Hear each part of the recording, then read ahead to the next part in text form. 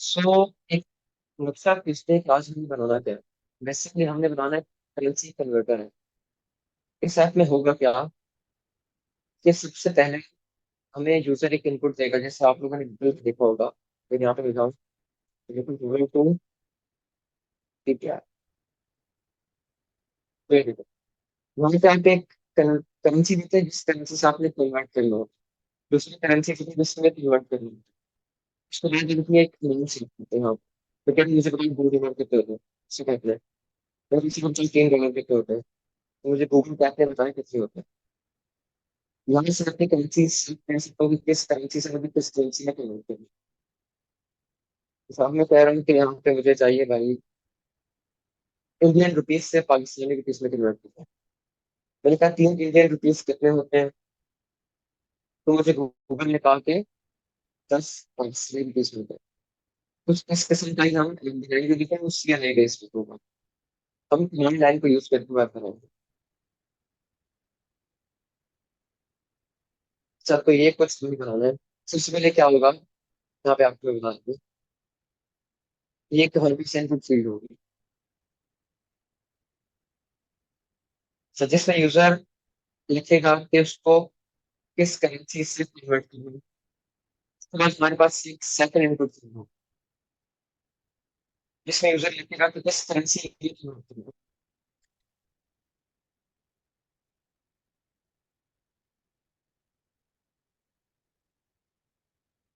दूसरी हमारे पास input field होगी जिसमें होगा कि कितने हमें कन्वर्ट करना है। तो फिर क्यों हम इनपुट फील्ड की बेस पे हम काम करेंगे। अच्छा, आज के टॉपिक को, आज के प्रोजेक्ट बनाने से पहले बस टॉपिक सीजन को कवर करना जरूरी है, जो कि हम यूज करेंगे आज के प्रोजेक्ट है। जैसे मुझे चैट पे बताइए कितने ऐसे लोग हैं जिनको जावास्क्रिप्ट के ऑब्जेक्ट के बारे में पता क्या होता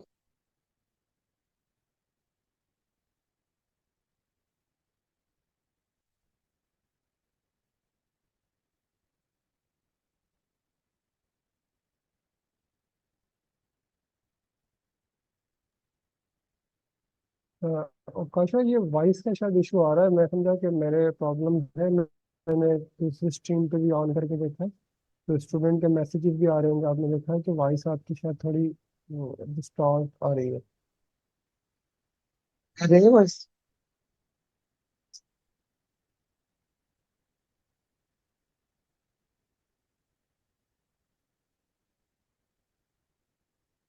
हस्सा है, सामने ओपन वॉइस है। मीटिंग में अपना माइक ऑन। हस्सा मीटिंग में ना वो वॉइस ऑन करे, अपना बताएं कि उनको वॉइस सही आ रही है। अच्छा प्लीज ना मैं कांटेक्ट करता हूँ, वॉइस किया है या नहीं। अफसा सर, बेल कोई नहीं होते। जी वॉइस नहीं उबैद आ रही, भी। क्लियर नहीं है। अच्छा, उबैद भी है मेरे साथ। उबैद को अनम्यूट कर ग्रुप लेते हैं। ग्रुप में आ रही है क्या, मसला क्या है। अच्छा काशा भाई, आपकी आवाज़ जो है क्लियर नहीं है।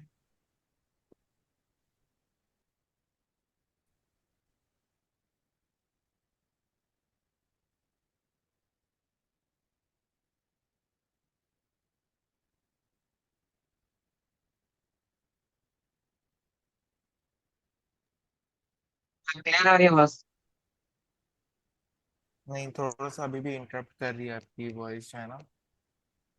थोड़ी सी अभी भी इंटरप्ट कर रही है।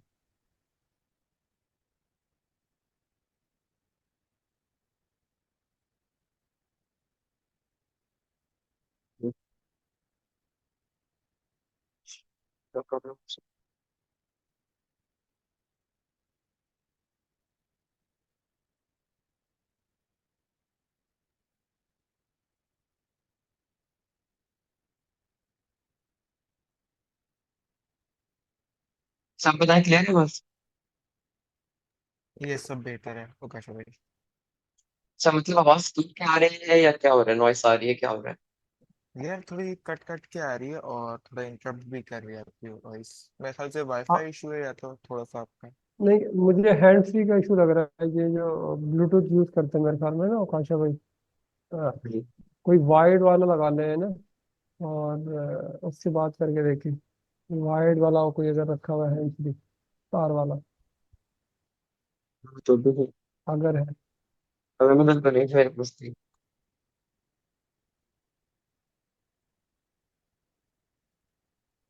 वो सोचा खराब आ रही है आवाज से। नहीं, अभी भी थोड़ा इंटरप्ट कर रही है आपकी आवाज आकाश भाई।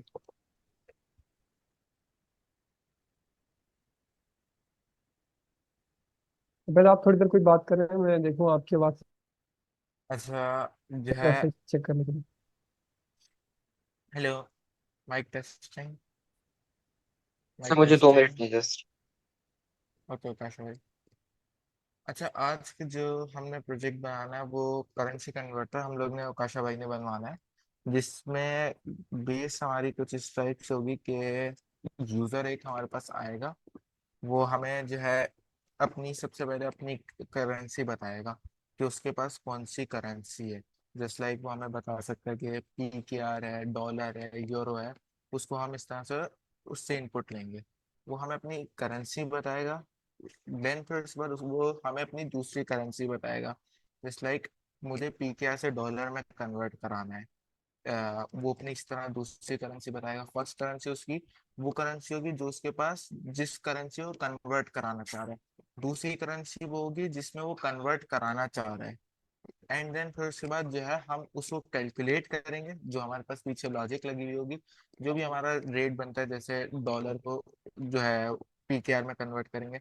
देन फिर उसके बाद जो है हम उसको जो है अमाउंट उसका जो भी होगा वो उसको शो करा देंगे। क्लियर है? आज का हमारा जो एजेंडा है, जो भी हमारा प्रोजेक्ट है उसका एजेंडा हमारा आप लोग को क्लियर है?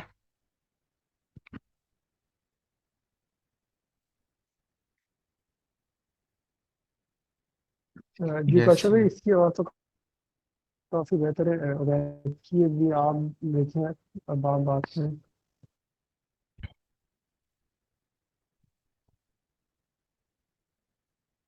रिपीट कर दें।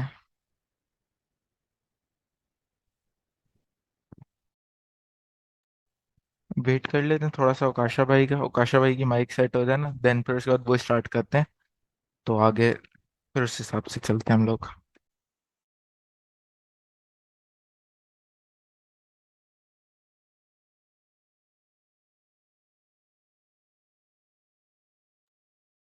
मेरे तो करो आवाज सही आ रही है। थोड़ी बेहतर हुई उकाशा भाई, अब आपकी आवाज़ थोड़ी सी बेहतर हो गई। कौशल कंटिन्यू करें, 2-4 मिनट हम उसकी आपकी पूरी वॉइस सुनेंगे ना, जब तक कुछ बोले आप फिर आपको बताते हैं। चलिए ठीक है। अच्छा तो बेसिकली आज जो हमारा टॉपिक है वो है करेंसी कन्वर्टर, लेकिन उससे पहले हमने कुछ चीजें जो है वो कवर की है, जिसमें जावास्क्रिप्ट के अगेंस्ट पे कुछ कॉन्सेप्ट आते हैं। तो हमने पहले वो कवर करने हैं, उसकी बेस पे हम लोग आगे चीजें लेके चलेंगे। अच्छा मैंने क्वेश्चन किया था कि कितने लोग हैं जिनको जावास्क्रिप्ट के ऑब्जेक्ट के बारे में पता है।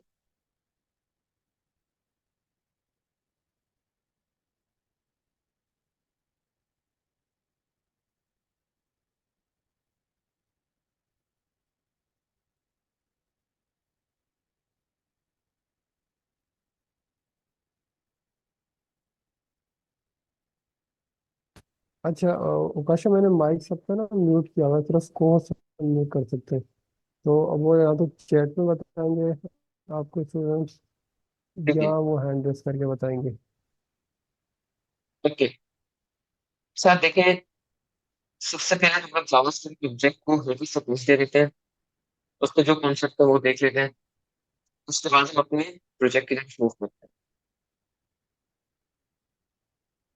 सर हमारे सबसे पहला काम होता है कोई भी प्रोजेक्ट बनाना या फोल्डर क्रिएट करना।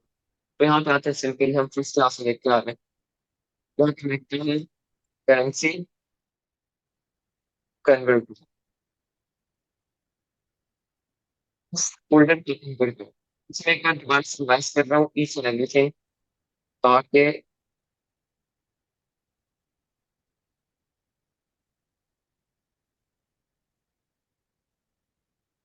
सब इस फोल्डर को हमने क्या करना है, टर्मिनल में ओपन करना है। उस फोल्डर को टर्मिनल में ओपन करने के लिए यहाँ पे हम लिखेंगे जाके CMD।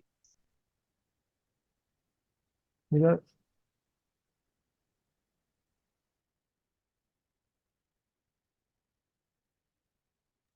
तो काशा भाई अभी भी आपकी आवाज है ना, क्लियर नहीं आ रही है। चैट भी यही कह रहे हैं।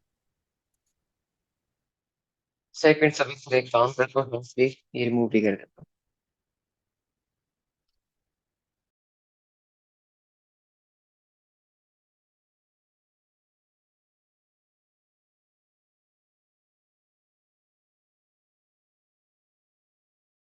प्रकाश आपके साथ जो ये को होस्ट है हफ्सा, अगर वो करवा सकती हैं तो उनको दे दें, या उबैद को, अगर अब आप आवाज बेहतर क्लियर आ रही समझते है?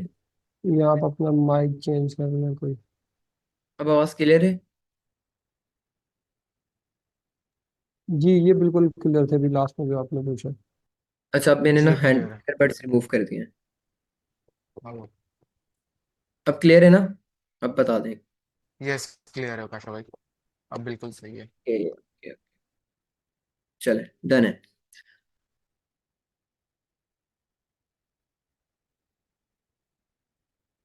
ओके। अच्छा, तो मैं कह रहा था एक बार दोबारा से रिपीट कर लेते हैं चीजों को, सब कुछ रिमूव करते हैं। देखिए, हम जब भी टाइप स्क्रिप्ट की बात करते हैं, टाइप स्क्रिप्ट के किसी भी प्रोजेक्ट की बात करते हैं, सबसे पहले हमने बनाना होता है एक अदद फोल्डर। हम यहाँ पे जाए न्यू, फोल्डर का कोई भी नाम रखना होता है, तो मैं कह रहा हूँ करेंसी कन्वर्टर, ये मेरे फोल्डर का नाम है। अब इस फोल्डर को ओपन करना है। अच्छा, अब इस फोल्डर को हमने VS कोड में ओपन करना है। उससे पहले हमें इसको टर्मिनल में ओपन करना है। तो इस फोल्डर को टर्मिनल में ओपन करने की कमांड है CMD। आपको यहाँ पे टॉप पे एक सर्च बार दिख रहा होगा, यहाँ क्लिक करें। अच्छा, मेरा विंडोज 11 है, किसी का विंडोज 10 होगा, तो सर्च बार हर किसी में सेम होता है। तो आपने यहाँ पे जाना है, ये जो भी टेक्स्ट लिखा है इसको रिमूव करना है, कट करना है। यहाँ पे लिखना है CMD, इस फोल्डर को टर्मिनल में ओपन करो। अच्छा, मैं साथ साथ चैट भी देख रहा हूँ, तो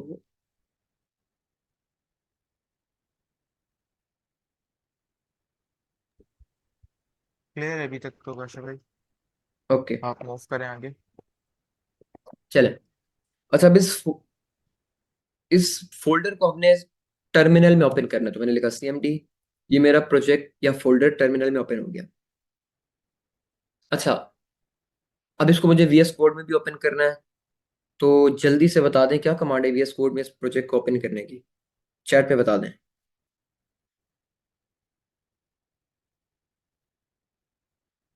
code space dot.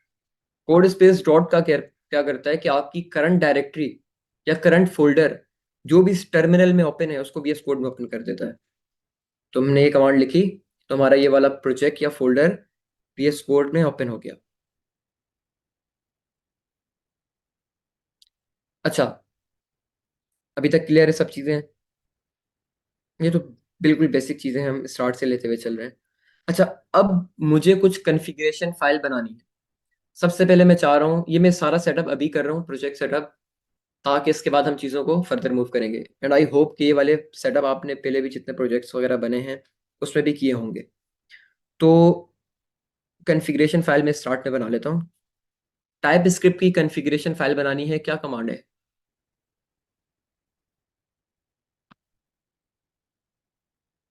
Type script की कॉन्फ़िगरेशन फाइल बनानी है, तो क्या कमांड है? TSC minus minus init. Configuration file बन गई। अब हमें बनानी है Node.js की कॉन्फ़िगरेशन फाइल, ये पैकेज की कॉन्फ़िगरेशन फाइल बनानी है। अगर सिंपल कहें तो पैकेज डॉट जेसन की फाइल बनानी है। क्या कमांड है?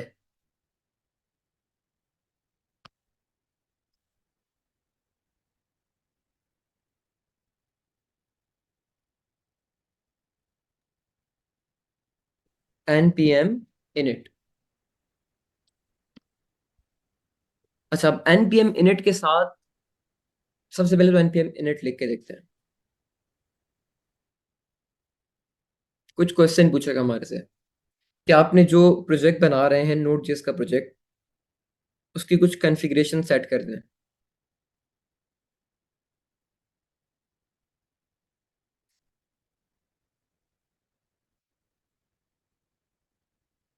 सबसे पहले पूछ रहा है पैकेज का नाम।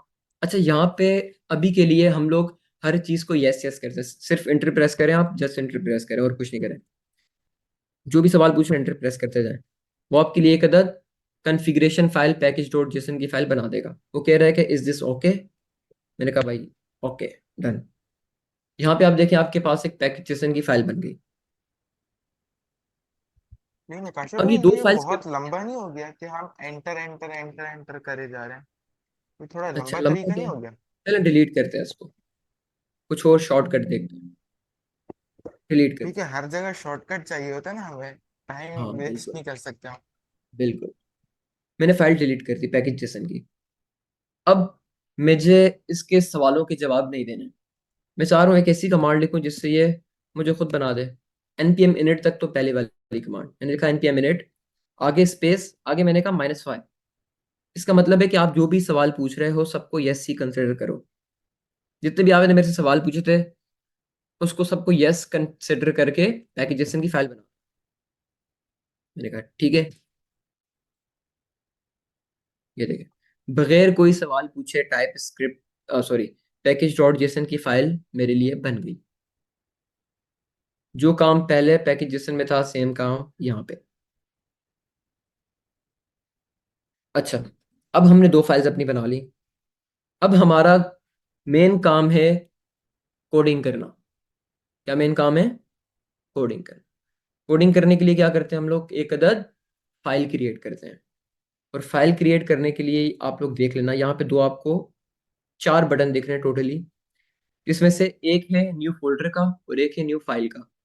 हमने न्यू फाइल क्रिएट करनी है, ना कि फोल्डर। तो आप इस पर क्लिक करेंगे, यहाँ पे आप कुछ भी नाम रख लें। मैंने कहा index dot T S. Dot T S का मतलब मेरी फाइल का नाम, सॉरी डॉट टीएस का मतलब एक्सटेंशन टाइप स्क्रिप्ट की। इंडेक्स मेरी फाइल का नाम, आगे डॉट टीएस का मतलब टाइप स्क्रिप्ट की फाइल बनने जा रही है। मैंने कहा बना दो। उसने कहा ठीक है। अच्छा, यहाँ पे कितने ऐसे लोग हैं मुझे एक चीज बताएं जिनको पता है कि वेरिएबल में हम क्या स्टोर करते हैं और हमारे पास एरेज क्या होती हैं। ज्यादा डेप्थ में जाने की जरूरत नहीं है, थोड़ा बहुत पता हो कि ये चीजें क्या होती हैं। कितनों को पता है कि एरे क्या होता है और वेरिएबल क्या होता है? डेटा। ओके, तकरीबन सबको ही पता है कि वेरिएबल क्या होता है। एरे का मोस्ट प्रोबेबली 60-70% लोगों को पता होगा। ओके। अच्छा, अब यहाँ पे जो सबसे समझने वाली चीज है वो ये है कि हम वेरिएबल बनाते क्यों हैं। वेरिएबल बनाने का फायदा होता है कि हम अपने डेटा को वेरिएबल के अंदर स्टोर करें। सबसे पहला और बेहतरीन फायदा वेरिएबल बनाने का क्या है कि हम अपने डेटा को वेरिएबल में स्टोर करें। अब यहाँ पे जो टर्म आई ना डेटा, अब सारा गेम उसका है। अब हमने डेटा को समझना है डिफरेंट फॉर्मेट्स के अंदर। ये जो मैंने बात की ना, एरे ऑब्जेक्ट, ये कुछ भी नहीं है। ये डेटा है हमारे पास, लेकिन डिफरेंट फॉर्मेट्स के अंदर है। मिसाल के तौर पे मेरे पास अगर इमेज की फाइल बनानी है तो वो भी डेटा है, लेकिन वो एक स्पेसिफिक फाइल फॉर्मेट के अंदर स्टोर है। Dot PNG, dot JPEG, dot GIF. PDF की फाइल बनानी है तो डॉट पीडीएफ के फॉर्मेट के अंदर ही वो स्टोर होगा डेटा।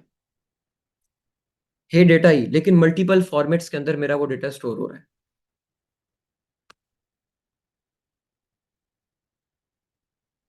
अच्छा, कुछ लोग कह रहे हैं कि वॉइस अभी भी क्लियर नहीं है, तो बता दें।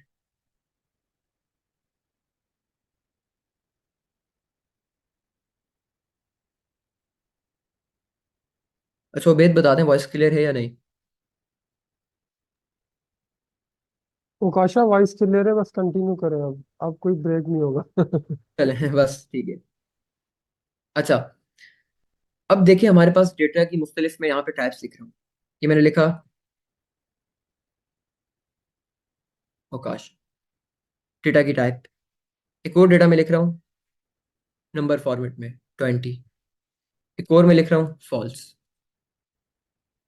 ये हमारे पास सब क्या है? डेटा की टाइप। ओकाशा एक अदद स्ट्रिंग है, इसको हम नंबर कहते हैं। ये जो हमारे पास डेटा की टाइप है इसको हम बुलियन कहते हैं टाइप स्क्रिप्ट की जबान में या प्रोग्रामिंग की दुनिया में। बाकी लैंग्वेजेस भी इसको यही कहती हैं। तो एक हमारे पास स्ट्रिंग हो गया, एक नंबर हो गया, एक अदद बुलियन हो गया।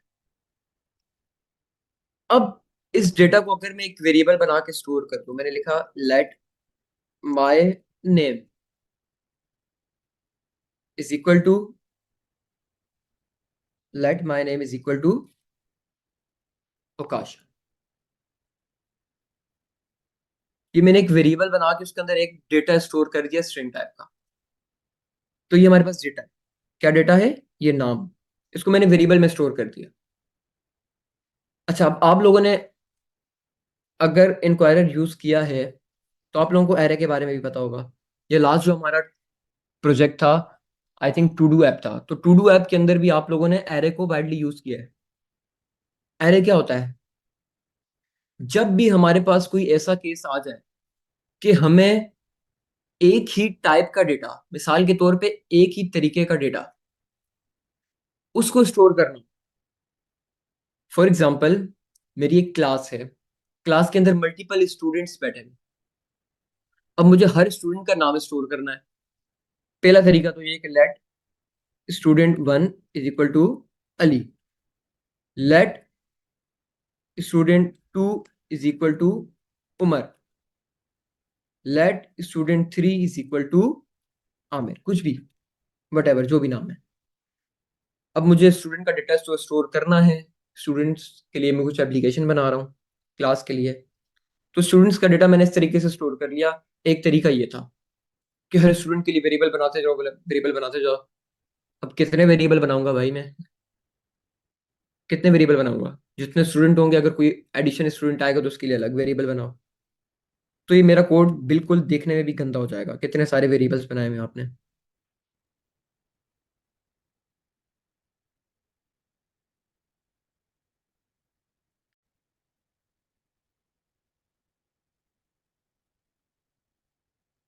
ओके,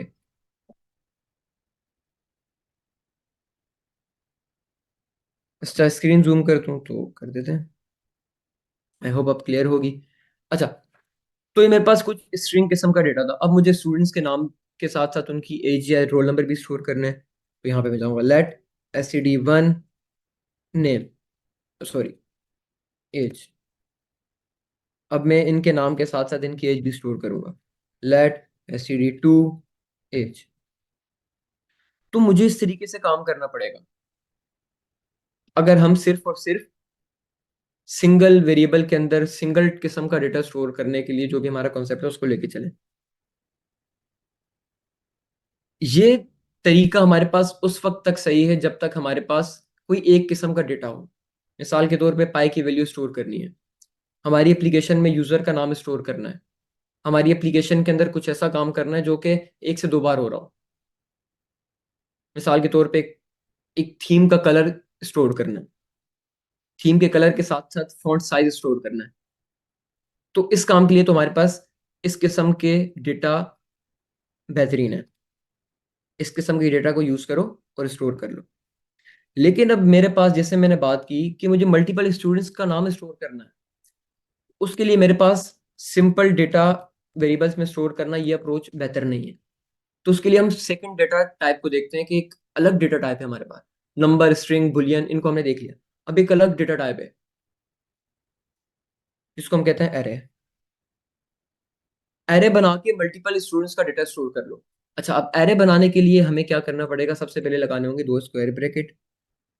स्क्वायर ब्रैकेट का मतलब कि अब आपका एरे की बाउंड्री शुरू होगी। अब इन स्क्वायर ब्रैकेट के बीच में आप मल्टीपल स्टूडेंट्स के नाम स्टोर कर सकते हैं।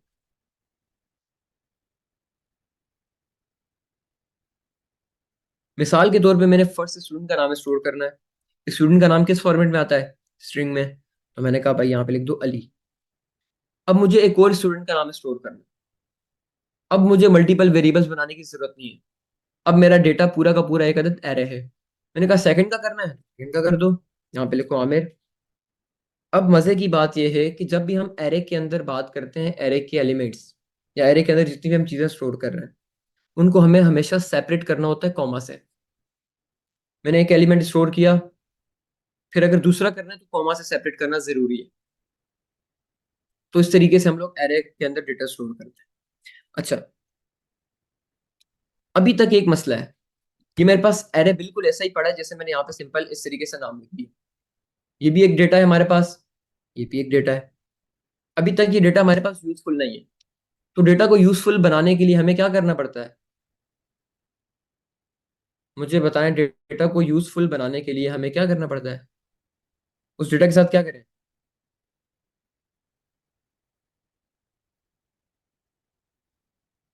स्टोर कर दें। कहाँ पे? वेरिएबल्स के अंदर। इस डेटा को हम वेरिएबल में स्टोर कर देते हैं। मैंने कहा let students is equal to, आगे हमारा डेटा, मल्टीपल डेटा है, मल्टीपल स्टूडेंट्स का डेटा है, तो इस तरीके से स्टोर कर लें। अच्छा, एक मिनट प्लीज होल्ड करना। अच्छा उबैद, आप इसको एक बार रिवाइज करवा दो, फिर आगे चलते हैं।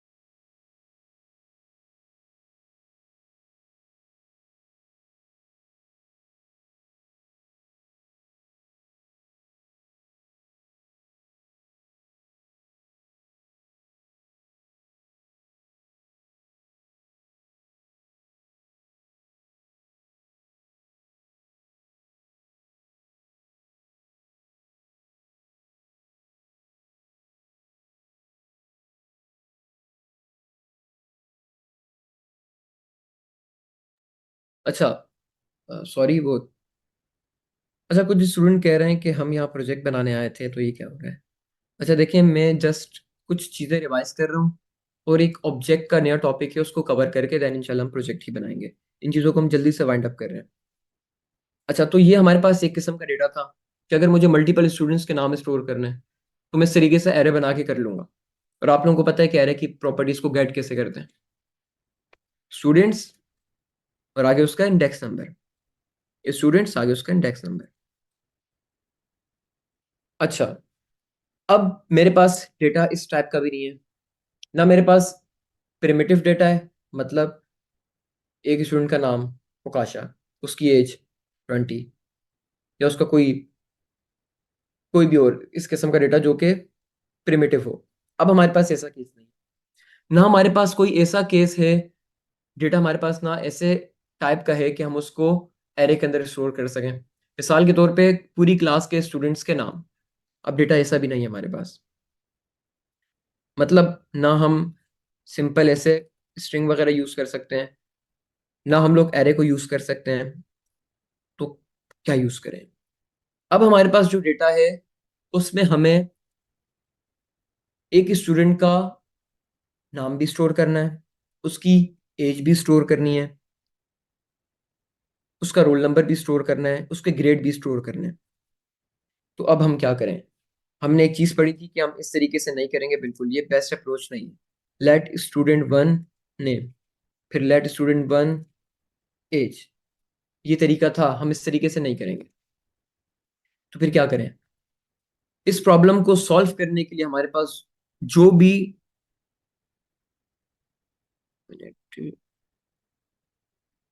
जो हमारे पास डेटा टाइप यूज होती है या जिस किस्म का डेटा यूज होता है उसको हम कहते हैं ऑब्जेक्ट। ऑब्जेक्ट के अंदर क्या होता है, आप लोगों ने, काफी ऐसे लोग होंगे जिनका सीएनएसी बना होगा, तो सीएनएसी पे आप लोग जरा गौर करके देखें। वहां पे लिखा होता है नेम, आगे आपका नाम, नीचे लिखा होता है जेंडर, आगे आपका जेंडर, कॉलन लगा होता है, या कभी कभी equal to, I don't know क्या लगा होता है, मैंने अभी देखा नहीं है। या लिखा होगा नेम, आगे आपका नाम, फादर नेम आगे फादर नेम, जेंडर आगे आपका जेंडर। तो इस तरीके से आपका डेटा स्टोर हुआ होता है। तो हमें भी कुछ इस तरीके का काम करना है। अच्छा, अब इस तरीके का काम करने के लिए हमारे पास जावास्क्रिप्ट में जो डेटा यूज होता है या जो डेटा टाइप यूज होती है उसको हम कहते हैं ऑब्जेक्ट। ऑब्जेक्ट बनाने के लिए हमें क्या करना पड़ता है, सबसे पहले लगाने होते हैं करली ब्रैकेट। अच्छा, ये ऑब्जेक्ट की बात करूं, एरे की बात करूं, सिंपल स्ट्रिंग की बात करूं, सिंपल नंबर की बात करूं, बुलियन की बात करूं, ये सब हमारे पास डेटा है, डिफरेंट टाइप का डेटा है। अब मुझे ऑब्जेक्ट बनाना है, तो ऑब्जेक्ट बनाने के लिए जरूरी आपने लगाने हैं करली ब्रैकेट। अच्छा, करली ब्रैकेट के अंदर आप लोगों ने की वैल्यू पेयर की सूरत में अपना डेटा स्टोर करना है। मिसाल के तौर पे मुझे स्टूडेंट का नाम चाहिए, मैंने लिखा नेम, अब मैंने बीच में लगाया कॉलन, कॉलन लगाने के बाद मैंने नेम स्टोर किया काश।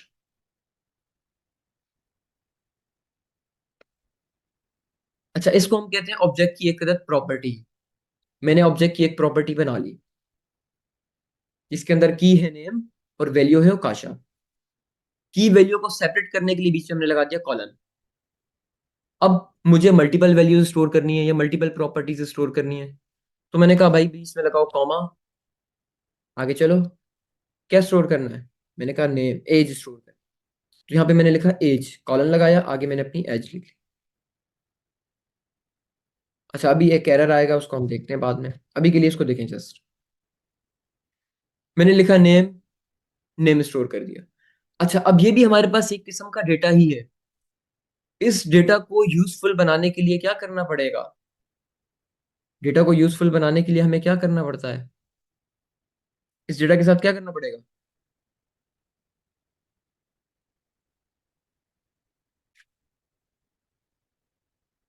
अच्छा, कमेंट्स नहीं आ रहे, मैं कमेंट देख रहा हूँ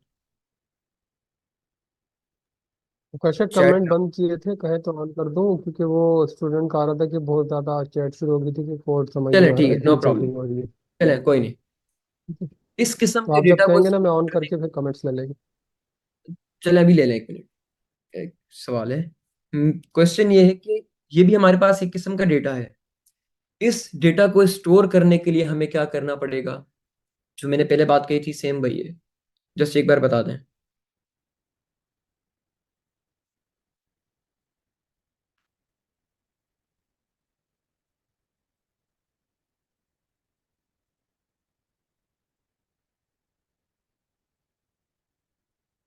अच्छा, कमेंट्स नहीं आ रहे तो चले कोई नहीं।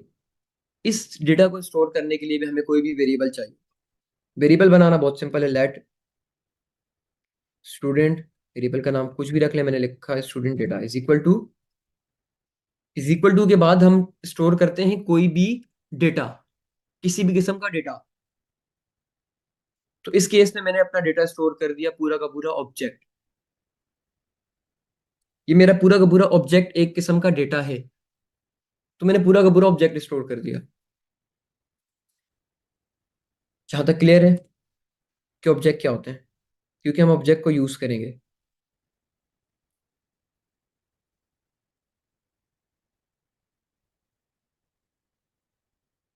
अच्छा, कमेंट ऑन ओपन हो गए तो आप लोग जल्दी से बता दें। ओके, ऑब्जेक्ट बनाया हमने, ऑब्जेक्ट को डेटा के अंदर, वेरिएबल के अंदर स्टोर करिए ताकि ऑब्जेक्ट हमारे पास यूज हो सके। अब मुझे इस ऑब्जेक्ट के अंदर नेम नाम की प्रॉपर्टी को एक्सेस करना है, यहाँ पे मुझे यूज करना है, कंसोल के अंदर यूज करना है, तो क्या करूंगा,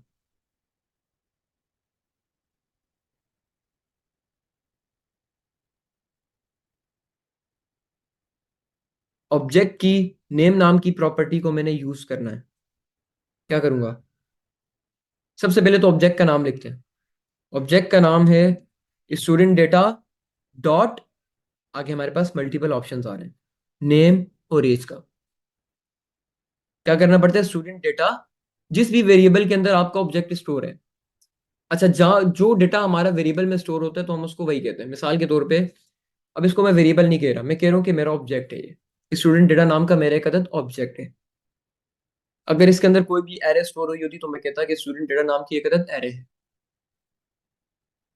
अब यहाँ पे स्टूडेंट डेटा नाम का जो भी ऑब्जेक्ट है उसकी नेम नाम की प्रॉपर्टी को एक्सेस करना है, तो उसका सिंपल तरीका है कि आप स्टूडेंट डेटा लिखें, यानी ऑब्जेक्ट का नाम, उसके साथ लगाएं डॉट, डॉट के आगे आप उसकी कोई भी प्रॉपर्टी को लिख सकते हैं। मुझे यहाँ पे एक्सेस करना है नेम को, तो मैंने कहा student data dot name, student data variable का नाम है या ऑब्जेक्ट का नाम है। आगे डॉट नेम, डॉट नेम का मतलब कि नेम नाम की प्रॉपर्टी को उठा के यहाँ पे ले आओ।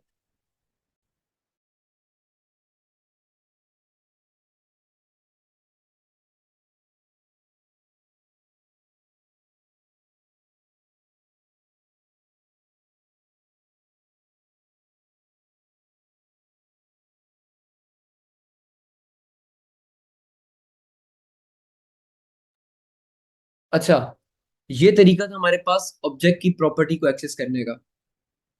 अब आसान हो गया ना, एक ही वेरिएबल बनाया उसमें मल्टीपल डेटा स्टोर कर दिया। मिसाल के तौर पे आगे चल के मुझे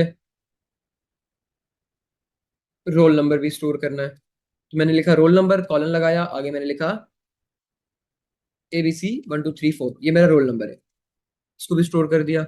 अब कुछ और आगे चल के एड्रेस स्टोर करना है, तो मैंने लगाया कॉमा, आगे चल के मैंने लिखा यहाँ पे न्यू प्रॉपर्टीज ऐड कर रहा हूँ मैंने लिखा कराची। तो इस तरीके से मैं अपने ऑब्जेक्ट के अंदर मल्टीपल प्रॉपर्टीज ऐड कर सकता हूँ, और उसको एक्सेस करने के लिए ऑब्जेक्ट का नाम, आगे डॉट, आगे प्रॉपर्टी का नाम। इस तरीके से मैं प्रोजेक्ट ऑब्जेक्ट की प्रॉपर्टीज को एक्सेस कर सकता हूँ। तो इसको एक बार कंसोल करके देख लेते हैं।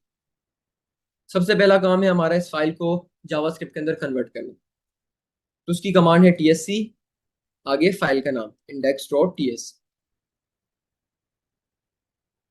जावास्क्रिप्ट की फाइल मेरी बन गई।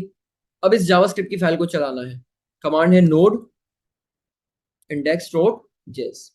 ये देखिए ऑब्जेक्ट की प्रॉपर्टी मेरे पास यहाँ पे एक्सेसिबल हो गई और कंसोल में प्रिंट हो गई। तो इस तरीके से हम ऑब्जेक्ट की प्रॉपर्टीज को एक्सेस करते हैं। अच्छा, अब मजे की बात बताता हूँ, वो ये है कि ऑब्जेक्ट की प्रॉपर्टी को एक्सेस करने का हमारे पास एक और भी तरीका होता है। ऑब्जेक्ट की प्रॉपर्टी को एक्सेस करने का हमारे पास एक और तरीका होता है। एक तो मैंने लिखा स्टूडेंट डेटा डॉट नेम, वो तरीका मुझे कौन बताएगा? ऑब्जेक्ट की प्रॉपर्टी को एक्सेस करना है लेकिन डॉट वाली नोटेशन के बगैर करना है।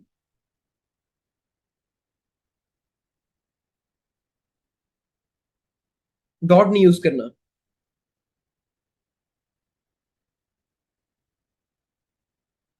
बिल्कुल, काफी स्टूडेंट कह रहे हैं कि स्क्वायर स्क्वायर ब्रैकेट लगा दो, चेक कर लेते हैं। मैंने लिखा स्टूडेंट डेटा। अब स्टूडेंट्स काफी सारे ये कह रहे हैं कि यहाँ पे स्क्वायर ब्रैकेट लगा दो, लगा दो। स्क्वायर ब्रैकेट लगाने के बाद अब यहाँ पे मुझे एक अदद स्ट्रिंग ऐड करना होगा अपनी प्रॉपर्टी का नाम। ये देखें यहाँ पे मैंने लगाया स्क्वायर ब्रैकेट और मैंने लगाया डबल या सिंगल कोट। मल्टीपल ऑप्शंस आ गए। वो कह रहे हैं नेम को एक्सेस करना है, एड्रेस को करना है, एज को करना है, रोल नंबर होगा। मैंने कहा भाई नेम को एक्सेस करना है मुझे। तो इस तरीके से हम एक दूसरे तरीके से ऑब्जेक्ट की प्रॉपर्टी को एक्सेस कर सकते हैं। दो तरीके हैं ऑब्जेक्ट की प्रॉपर्टी को एक्सेस करने के। पहला तरीका है डॉट नोटेशन के साथ, मैंने लिखा dot student data dot name. दूसरा तरीका है स्टूडेंट डेटा, आगे लगाओ स्क्वायर ब्रैकेट और आगे प्रॉपर्टी का नाम लिख दो। मैंने कहा प्रॉपर्टी का नाम है नेम। इसको चला के देखते हैं। सबसे पहले करते हैं ट्रांसफर फाइल, इसको रन करके ये देखें नेम की जगह मुझे एज एक्सेस करना है तो मैंने लिखा एज।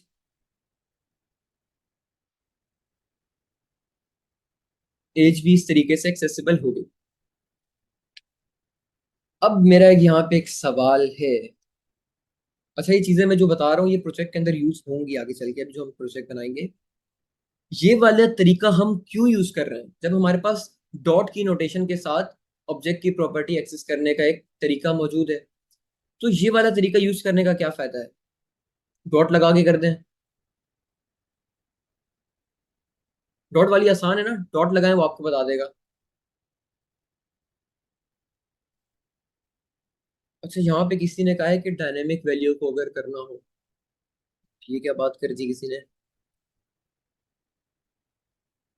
ये किसी ने क्या बात कर दी कि डायनेमिक वैल्यू को स्टोर करना, एक्सेस करना? मिसाल के तौर पे हमें किसी भी ऑब्जेक्ट की डायनेमिक प्रॉपर्टी को एक्सेस करना है अगर, तो डायनेमिक से मुराद मेरे पास एक अदद ये वेरिएबल है let property is equal to name. अब मुझे इस वेरिएबल की मदद से ऑब्जेक्ट की प्रॉपर्टी को एक्सेस करना है। अब मुझे वेरिएबल का नाम, अब इसको ऐसे समझें, मिसाल के तौर पे ये प्रॉपर्टी का नाम मुझे यूजर इनपुट बॉक्स में देगा कि भाई मुझे नेम को एक्सेस करना है या मुझे एज को एक्सेस करना है। ये वाला वेरिएबल प्रॉपर्टी का नाम मुझे यूजर इनपुट बॉक्स में देगा, यूजर से मैं इसको एक्सेस करूंगा, यूजर देगा। तो इस किस्म के काम को करने के लिए हमारे पास स्क्वायर वाली नोटेशन यूज होती है। कैसे होती है?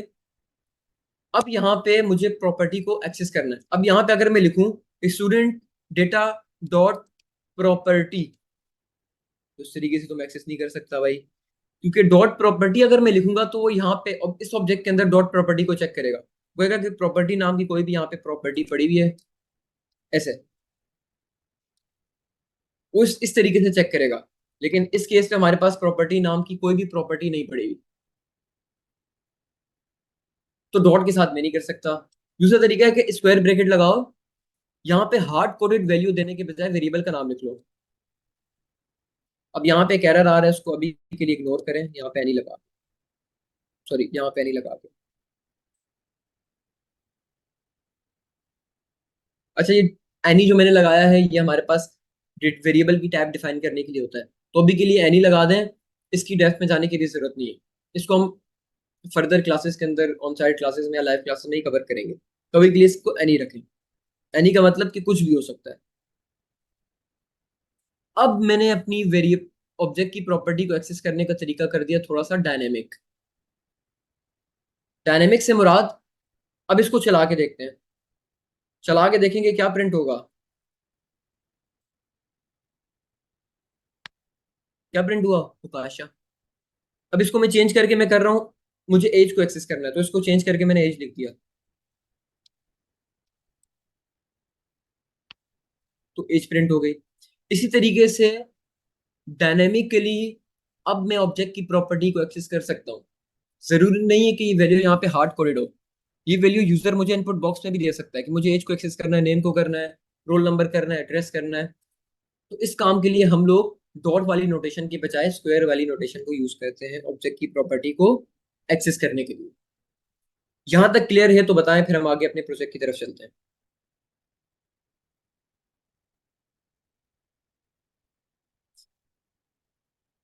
ये चीजें क्लियर हैं तो बताएं, फिर हम आगे चलते हैं। अच्छा, एक बार दोबारा से रिवाइज करवा देता हूँ जल्दी से। इन दो चीजों को करते हैं कमेंट, भूल जाए इनको। ये क्या लिखे आप भूल जाए। ये हमारे पास एक अदद ऑब्जेक्ट बना हुआ है। ये बताएं कि ये ऑब्जेक्ट क्लियर है कि ये ऑब्जेक्ट क्या है। जल्दी से बता दें, ये ऑब्जेक्ट क्लियर है, ये ऑब्जेक्ट क्या है हमारे पास। अभी के लिए प्रॉपर्टी एक्सेस करना भूल जाए, सबको क्लियर है। ऑब्जेक्ट हमारे पास एक किस्म का डेटा है भाई, स्टोर कर दिया वेरिएबल के अंदर, काम सेट हो गया। उस वेरिएबल को हमने टाइप भी दे दी एनी। ये इस वजह से दी क्योंकि यहाँ पे आगे चल के हमें एक एरर फेस करना पड़ता, जिसका सोल्यूशन मैं भी आपको नहीं बता सकता, वो थोड़ा सा कॉम्प्लेक्स है। वो समझने में फिर आप लोगों को थोड़ा सा एडवांस होना पड़ेगा। अभी के लिए यहाँ पे लगाते हैं एनी। ऑब्जेक्ट की प्रॉपर्टी को एक्सेस करना है, बहुत सिंपल है। मैंने लिखा भाई student data dot name, name को एक्सेस कर लिया। मैंने लिखा डॉट एज, एज को एक्सेस कर लिया। अच्छा, सजेशन हमारे पास नहीं आ रही, उसका रीजन है कि हमने इसकी टाइप दे दी है एनी, तो इससे घबराना नहीं है। इसका एक सॉल्यूशन प्रोजेक्ट खत्म होने के बाद मैं आप लोगों को बता भी दूंगा, फिर उसको आप लोग कर लेना। फिर आप लोगों को इसकी सजेशन आना भी स्टार्ट हो जाएंगी, लेकिन अभी के लिए इसको ऐसे ही रखें। स्टूडेंट डेटा डॉट एज एक तरीका ये है प्रोजेक्ट की ऑब्जेक्ट की प्रॉपर्टी ऐड कर एक्सेस करने का। दूसरा तरीका है कि स्क्वायर नोटेशन के साथ एक्सेस करें। मिसाल के तौर पे यहाँ पे मैं लिखूँ स्टूडेंट डेटा, यहाँ पे लगाऊं स्क्वायर ब्रैकेट, और यहाँ पे मैं अपनी प्रॉपर्टी का नाम लिख दूं। मैंने कहा नेम को एक्सेस करना है, मैंने कहा एज को एक्सेस करना है। अब ये देखिए, ये हमारे पास जो भी age, name, address, roll number, ये जो भी हमारे पास प्रॉपर्टी का नाम है, ये आप देखिए स्ट्रिंग के अंदर आ रहा है। तो हम इसको वेरिएबल में स्टोर करके भी तो ला सकते हैं। ये तो हमारा थोड़ा काम आसान नहीं कर देगा कि अगर हमें यूजर से इनपुट बॉक्स में प्रॉपर्टी का नाम लेना है, यूजर हमें इनपुट बॉक्स में प्रॉपर्टी का नाम देगा, हमें पता है स्ट्रिंग फॉर्मेट में हमें मिल जाएगा, तो उसी स्ट्रिंग फॉर्मेट को हम लोग यहाँ पे डायरेक्टली पास करते हैं एक वेरिएबल में स्टोर करके। जैसे हमने यहाँ पे किया। मैंने लिखा प्रॉपर्टी, प्रॉपर्टी के अंदर मैंने एक अदद स्ट्रिंग स्टोर कर दिया। अब इस स्ट्रिंग को स्क्वायर ब्रैकेट के अंदर मैंने यहाँ पे डायरेक्ट वेरिएबल का नाम देके कर दिया। अब बैकग्राउंड में क्या होगा, इस प्रॉपर्टी की जगह पे हमारे पास कुछ इस तरीके का काम हो जाएगा, स्क्वायर ब्रैकेट और ये। अब ये तो वही पहले वाला काम हो गया, स्क्वायर ब्रैकेट से डायरेक्ट एक्सेस कर दो। तो स्क्वायर नोटेशन हम यूज करते हैं डायनेमिक प्रॉपर्टीज को एक्सेस करने के लिए, डायनेमिकली अगर हमें करनी। आई होप कि अब क्लियर होगा। फिर हम आगे चलते हैं प्रोजेक्ट की तरफ। डन, क्लियर है। अब जो हमारा सबसे पहला काम है, हमें पूरे के पूरे प्रोजेक्ट को सेटअप करना है। यूजर से इनपुट लेने के लिए हम लोग एक अदद पैकेज यूज कर रहे हैं। उस पैकेज का क्या नाम है?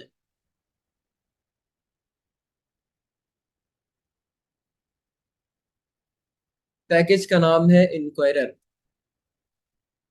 अच्छा, अब इंक्वायरर को इंस्टॉल करने की कमांड क्या है हमारे पास? आप लोग अपने प्रोजेक्ट के अंदर आए, टर्मिनल में। अगर कमांड नहीं याद आ रही, जहन में नहीं बैठ रही, तो यहाँ पे जाएं, यहाँ पे लिखें इंक्वायरर npm। फर्स्ट वाले लिंक पे क्लिक करें। यहाँ पे आपके सामने एक कदर पैकेज मैनेजर खुल गया npm करके। यहाँ पे जो कमांड है npm i इंक्वायरर। अच्छा, इंक्वायरर की मैं डिटेल में नहीं जा रहा क्योंकि ये फर्स्ट प्रोजेक्ट से ही हम यूज करते हुए आ रहे हैं। तो यहाँ पे सिंपल एक बटन पे क्लिक कर दें, इसको वो आपको कॉपी कर देगा। कॉपी करने के बाद आए कमांड प्रॉम्प्ट के अंदर, यहाँ पे लिखें npm i इंक्वायरर, या कॉपी पेस्ट करते हैं कमांड। npm i लिखें, npm इंस्टॉल लिखें, बात एक ही है।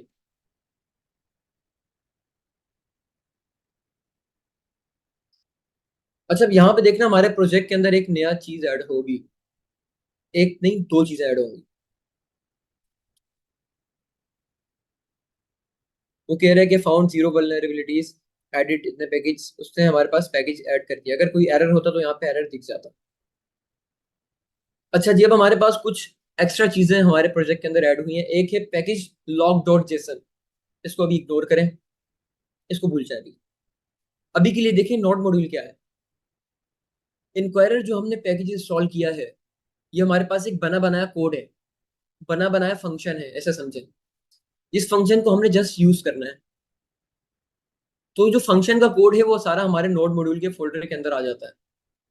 अब इंक्वायरर बैकग्राउंड में पता नहीं क्या क्या यूज कर रहा है, कितने फंक्शन बने हुए हैं, कितना सारा कोड हुआ हुआ है, वो सारा का सारा कोड हमारे पास इंस्टॉल हो गया नोड मॉड्यूल के फोल्डर के अंदर। तो ये हमारे पास पैकेज इंस्टॉल करने के बाद नोड मॉड्यूल का फोल्डर भी खुद से आ जाएगा। अच्छा जी, नोड मॉड्यूल का फोल्डर भी आ गया, मतलब हमारे पास इंक्वायरर का पैकेज इंस्टॉल हो गया। अब इंक्वायरर को मुझे यहाँ पे करना है इंपोर्ट। अपनी फाइल के अंदर इंक्वायरर को मैंने एक्टिव करना है। तो उसके लिए हमारे क्या करना पड़ेगा? सबसे पहले लिखना है इंपोर्ट। अच्छा, मैं ये अज्यूम करके चल रहा हूँ कि इंपोर्ट स्टेटमेंट आप लोग ऑलरेडी पढ़ चुके हैं। तो अज्यूम मैं सही कर रहा हूँ या गलत कर रहा हूँ? इंपोर्ट स्टेटमेंट आप लोग ऑलरेडी पढ़ चुके हैं, वरना इसकी डिटेल में जाएंगे तो फिर और कॉन्सेप्ट निकलेंगे। आई होप कि क्लियर होगा इंपोर्ट स्टेटमेंट। डन है, आगे चलते हैं। हमने लिखा इंपोर्ट, उसके बाद हमने लिखा अपना कोई भी नाम। मैंने लिखा इंक्वायरर, फिर मैंने लिखा फ्रॉम, कहाँ से इंपोर्ट करना है। यहाँ पे मैंने अपना पाथ दे दिया। जब भी आप कोई भी पैकेज इंस्टॉल करेंगे तो वो आपको यहाँ पे डायरेक्टली इस तरीके से एक्सेसिबल होगा।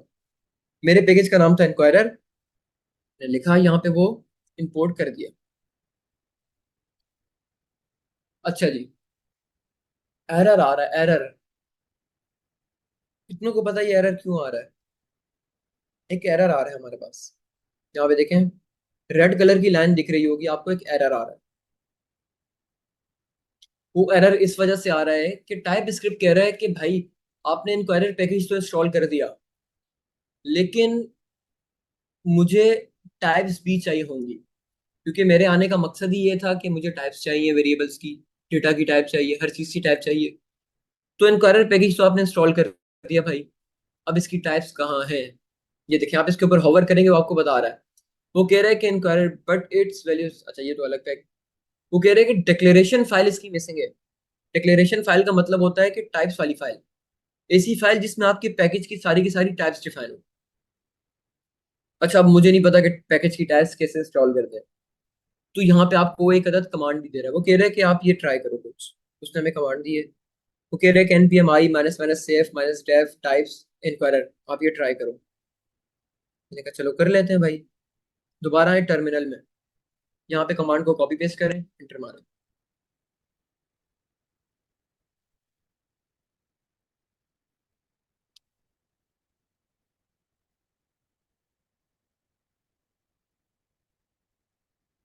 ओके, सेम हमारे पास जिससे ऊपर हुआ था सेम काम यहाँ पे हुआ। पैकेज हमारे पास इंस्टॉल हो गया, और पैकेज के साथ साथ आप देखें यहाँ पे रेड लाइन भी चली गई, क्योंकि अब टाइप स्क्रिप्ट को हमारी सारी की सारी पैकेज की टाइप्स मिल गई। हमने अभी अभी अभी इंस्टॉल किया, तो हमें मिल गई सारी की सारी। अच्छा, अब एक और चीज, ये जो हमने पैकेजेस इंस्टॉल किए हैं, इसका कोड हमारा सारा का सारा जाएगा नोड मॉड्यूल के फोल्डर में, और हमारे पास इन पैकेज की एक अदद रजिस्ट्री कि हमारे पास पैकेज कौन सा इंस्टॉल हुआ है, किस वर्जन के साथ इंस्टॉल हुआ है, ये हमें सारा का सारा मिलेगा पैकेज जेसन की फाइल के अंदर। ये देखें, यहाँ पे आपको वो बता रहा है पैकेज जेसन की फाइल में कि भैया अभी अभी आपने एक अदद इनक्वायरर नाम का पैकेज इंस्टॉल किया है जिसका वर्जन ये है। उसके साथ साथ एक और डेफ डिपेंडेंसीज करके एक अदद ऑब्जेक्ट की प्रॉपर्टी है, वहां पे हमें बता रहा है कि आपने अभी एक अदद टाइप्स ऑफ इनक्वायरर भी इंस्टॉल किए हैं जिसका वर्जन ये है। हमने कहा हाँ भाई, ये बिल्कुल हमने अभी अभी इंस्टॉल किए हैं। तो उसने हमें यहाँ पे उसकी एंट्री करके भी बता दी कि आपके जो भी पैकेज जाएंगे। अच्छा, पैकेज जो हम इंस्टॉल करते हैं होता क्या है, देखें यहाँ पे मैं जो भी कमांड लिखूंगा npm i inquirer, सबसे पहले हमारे पास पैकेज जेसन के अंदर डिपेंडेंसीज के अंदर आके यहाँ पे एक एंट्री होगी कि फलाना पैकेज आप इंस्टॉल कर रहे हैं, इसका ये वर्जन है। सबसे पहले यहाँ पे एंट्री करेगा। उसके बाद हमारे कोड को कहेगा, पैकेज का जो भी कोड है उसको कहेगा कि हाँ अब आपकी एंट्री हो गई है, अब आप उठ के जाए नोड मॉड्यूल के फोल्डर के अंदर। तो हमारा सारा का सारा कोड नोड मॉड्यूल के फोल्डर के अंदर चला जाए। इस तरीके से आपका पैकेज इंस्टॉल होता है। अच्छा, अब हमने पैकेज को इंपोर्ट कर दिया ऊपर, इंपोर्ट इंक्वायरर फ्रॉम इंक्वायरर। अब हमें एक काम करना है, इंक्वायरर यूज करना है, मतलब यूजर से इनपुट लेना है। तो सबसे पहले यहाँ पे लिखते हैं इंक्वायरर, अब आप लिखेंगे डॉट। अच्छा, एक चीज बताएं मुझे, डॉट करके हम क्या एक्सेस करते हैं, ऑब्जेक्ट की प्रॉपर्टी। तो मतलब इंक्वायरर भी एक अदद ऑब्जेक्ट होगा बैकग्राउंड में, क्योंकि मैंने डॉट लिखा हुआ मुझे बता रहा है कि यहाँ प्रॉम्प्ट भी है, रजिस्टर प्रॉम्प्ट भी है, रिस्टोर डिफॉल्ट प्रॉम्प्ट भी है। तो मैंने कहा भाई मुझे प्रॉम्प्ट इसका एक्सेस करना है, तो उसने कहा कर लो। मैंने लिखा इंक्वायरर डॉट प्रॉम्प्ट। अब प्रॉम्प्ट हमारे पास एक अदद फंक्शन है, इसके अंदर हमें पास करना है एक अदद ऑब्जेक्ट। इंक्वायरर हमारे पास एक अदद फंक्शन है या मेथड है, इसके अंदर हमें पास करना है एक अदद ऑब्जेक्ट। उस ऑब्जेक्ट के अंदर हमें मल्टीपल चीजें देनी है। सबसे पहली चीज, अच्छा ऑब्जेक्ट को मैं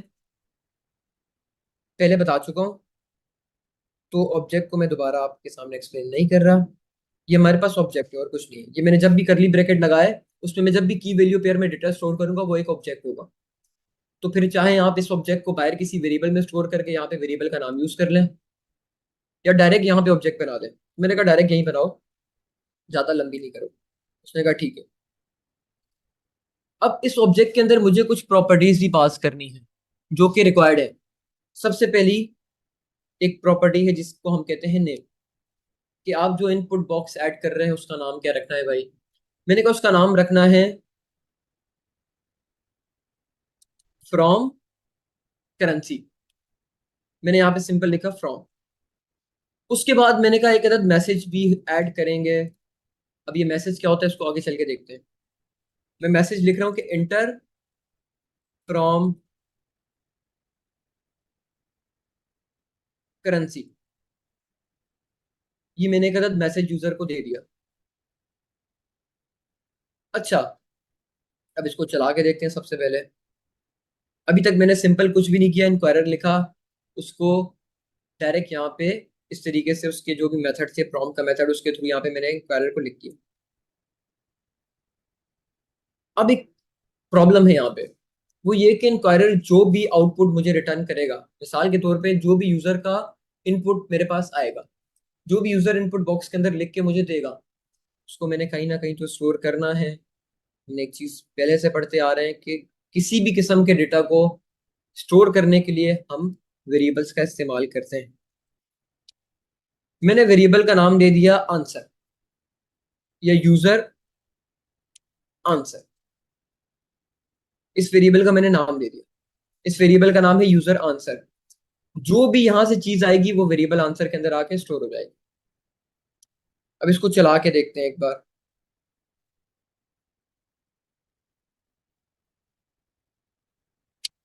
अच्छा जी, यहाँ पे कुछ लोग एक बात कर रहे हैं, उस बात पे अमल करने से पहले हम इसको एक बार एग्जीक्यूट करके देखते हैं। सबसे पहला काम है हमें इसको ट्रांसपाइल करना है टाइप स्क्रिप्ट से जावास्क्रिप्ट में, तो कर लेते हैं TSC आगे फाइल का नाम, सॉरी TS फाइल का नाम। मेरी टाइप स्क्रिप्ट जावास्क्रिप्ट में कन्वर्ट हो गई। अब मुझे टाइप जावास्क्रिप्ट को चलाना है तो मैंने लिखा नोड आगे जावास्क्रिप्ट की फाइल का नाम। अब मेरे सामने एक अदद एरर आ गया। क्यों आया ये एरर?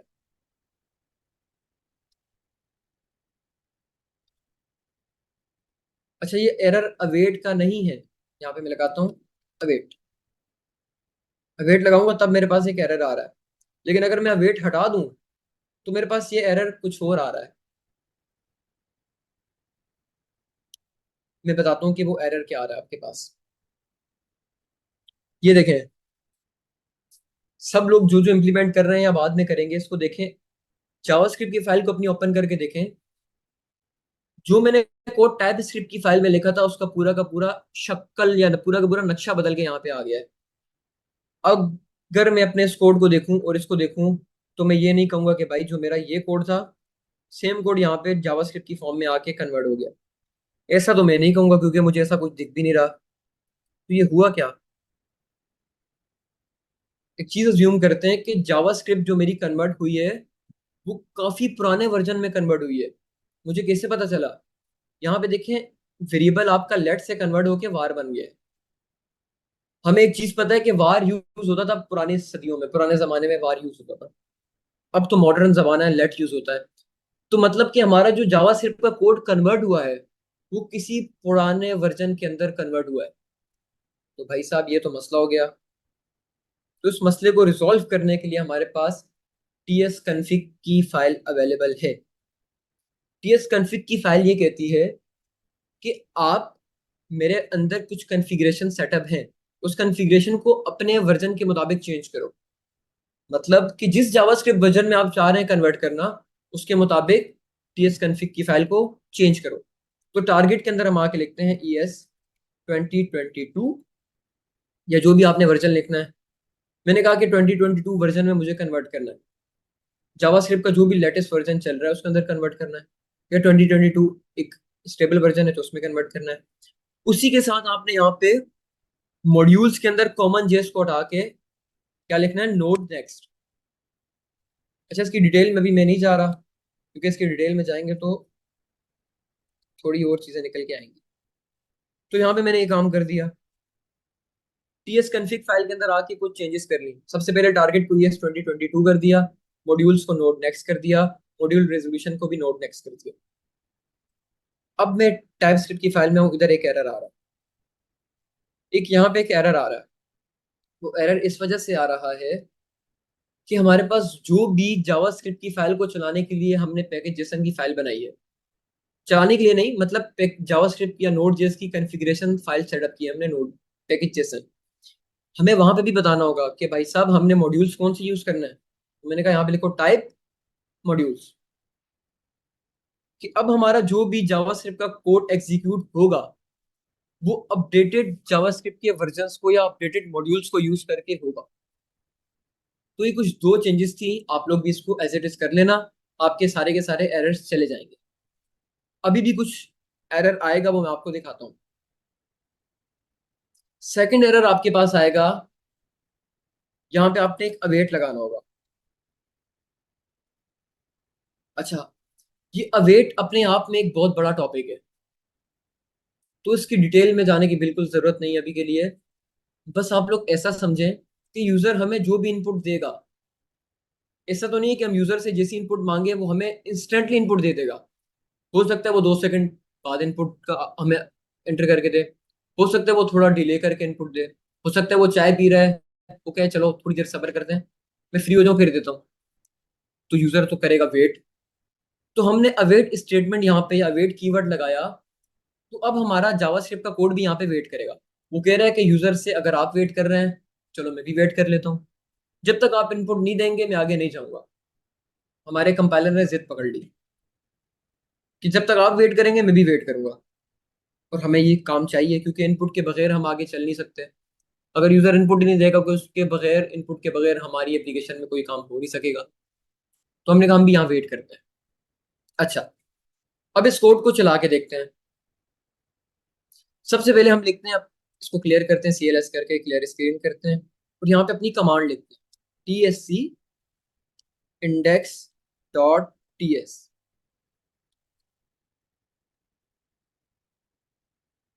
मैं कमेंट चेक कर रहा हूँ, कुछ लोग क्या पता कुछ नोटिस कर लें।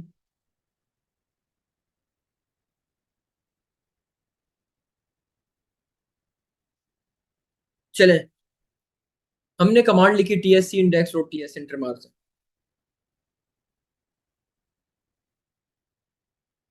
क्या मसला आ रहा है? ये आप लोगों के पास भी एरर आएगा। ये एरर आपके पास इस वजह से आ रहा है कि जब भी आप लिखते हैं TSC, सॉरी, हाँ, जब भी आप लिखते हैं TSC आगे फाइल का नाम, तो टाइप स्क्रिप्ट का कंपाइलर आपकी इस कॉन्फ़िगरेशन फाइल को रीड नहीं करता। ये जो आपकी ts config की फाइल है जिसमें हमने चेंजेस की थी अपने कंपाइलर की, ये देखें यहाँ पे लिखा हुआ है कंपाइलर ऑप्शंस। जब तक हम TSC आगे फाइल का नाम लिखते हैं, हमारा कंपाइलर इस ts config की फाइल को रीड ही नहीं करता। तो मुझे एक बात बताएं, जब तक उस ts config की फाइल को रीड नहीं किया जाएगा, तो जो हमारी डिफॉल्ट कॉन्फ़िगरेशन होती है, जो कि पहले भी हो रही थी, उसकी बेस पे ही हमारा जावास्क्रिप्ट का कोड भी जनरेट हो जाएगा। यकीन नहीं आता तो जाके जावास्क्रिप्ट की फाइल में देख लें। अच्छा, एक मिनट, सॉरी, मैंने एंटर नहीं प्रेस किया। हाँ, TSC index dot ts error आया, लेकिन जावास्क्रिप्ट का कोड जनरेट हो गया होगा। ये देखें, ये काम तो वही पुराना वाला हो गया जिसकी पेज पे हमें पता है एरर आएगा ही आएगा। तो जब अगर हमें अपनी कॉन्फ़िगरेशन फाइल को रीडेबल बनाना है कि हमारा कंपाइलर फाइल को रीड करे, तो उसके लिए हमें TSC के आगे फाइल का नाम लिखने की जरूरत नहीं होती। हमें सिंपल लिखना है TSC और एंटर मारना है। आप TSC लिख के एंटर मारेंगे, आपकी फाइल ट्रांसपाइल हो गई जावास्क्रिप्ट में। लेकिन इस बार आपके कंपाइलर ने ts config की फाइल को भी रीड किया, उसकी बेस पे आपकी जावास्क्रिप्ट की फाइल जनरेट की। इसको यकीन नहीं आता तो खोल के देख लें एक बार। ये देखें, आपकी जो जावास्क्रिप्ट की फाइल है उसमें भी तकरीबन सेम कोड है जो आपकी टाइप स्क्रिप्ट की फाइल में था। हाँ, वो जरूर है कि आपकी टाइप्स जो होंगी वो रिमूव होके जावास्क्रिप्ट की फाइल बनेगी, लेकिन जावास्क्रिप्ट का वर्जन और इंपोर्ट स्टेटमेंट सारी की सारी सेम ही है। तो कुछ लोग होंगे जिनके पास ये एरर भी आ रहा होगा। तो इसको रिजॉल्व करने का तरीका है कि सिर्फ TSC लिखें, फाइल का नाम आगे से गायब कर दें, हटा दें। अब इसको एग्जीक्यूट करके देखते हैं, node index dot JS, file चला के देखते हैं।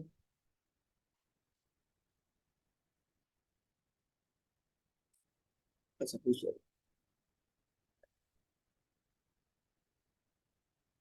अच्छा जी, अब वो मेरे से एक सवाल पूछ रहा है कि इंटर फ्रॉम करेंसी, मतलब कि वो करेंसी लिखो जिससे आपने कन्वर्ट करवाना है। मैंने कहा PKR टू डॉलर, तो उसने कहा यहाँ पे लिखो PKR। मैंने लिखा PKR, लिख के एंटर मार दिया। आगे हमने कोड में कोई काम किया हुआ भी नहीं था, तो वो काम हुआ भी नहीं। ये हमारा वेरिएबल्स के अंदर तो आके स्टोर हो गया है, लेकिन इसको हमने कहीं यूज किया नहीं है, तो डेफिनेटली हमें कुछ दिखेगा भी नहीं। लेकिन अभी यहाँ पे एक बहुत बड़ी प्रॉब्लम है। वो प्रॉब्लम ये है कि मिसाल के तौर पे मैंने अपनी एप्लीकेशन के अंदर जो कंडीशन से चेक करवा रहा हूँ, ये एप्लीकेशन में मैं जिस कंडीशन से चेक करवा रहा हूँ वहां पे मैंने पी के आर को कैपिटल में लिखा हुआ है। मैं कह रहा हूं कि अगर यूजर पी के आर कैपिटल में देगा तभी मैंने कन्वर्ट करवाना है। अब यूजर ठहरा सादा सा बंदा, उसने कहा यहाँ पे मैं लिख लेता हूँ पी के आर। ये थोड़ा और सादा ठहरा, उसने कहा यहाँ पे मैं लिख लेता हूँ पाकिस्तान। लेकिन अब प्रॉब्लम ये आएगी कि इस कंडीशन की बेस पे मेरी एप्लीकेशन में कोई भी मैंने चेक नहीं लगाएगा।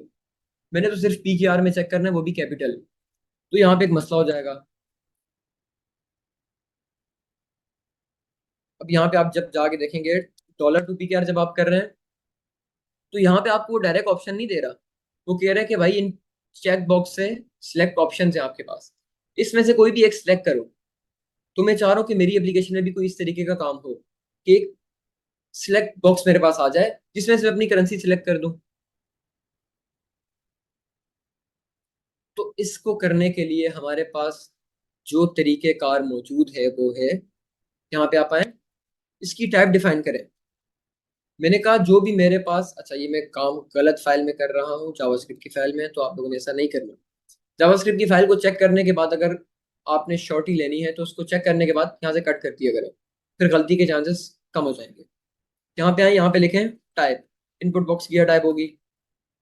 वो पूछ रहे check box confirm editor list expand input number password. मैंने कहा मुझे चाहिए लिस्ट। उसने कहा ठीक है। अच्छा, अब जैसे ही आप लोग लिस्ट की टाइप इस्तेमाल करते हैं उसी के साथ आपको अपनी चॉइसेस भी बतानी होती हैं कि कौन कौन सी चॉइसेस आपने यहाँ पे शो करनी है। अच्छा, यहाँ पे ना आप लोगों के लिए आसानी के लिए मैंने कुछ करेंसीज यहाँ पे, डमी करेंसीज डेफिनेटली, अभी तो हम रियल टाइम में डेटा ला नहीं रहे, डमी डेटा यहाँ पे मैंने एक अदद ऑब्जेक्ट बना के स्टोर किया हुआ। आप लोग भी ऐसे करते ना, ये देखिए डमी डेटा यहाँ पे मैंने स्टोर किया हुआ है रेट्स नाम का एक अदद ऑब्जेक्ट बना के। इस रेट्स को कन्वर्ट करके करेंसी कर देते हैं।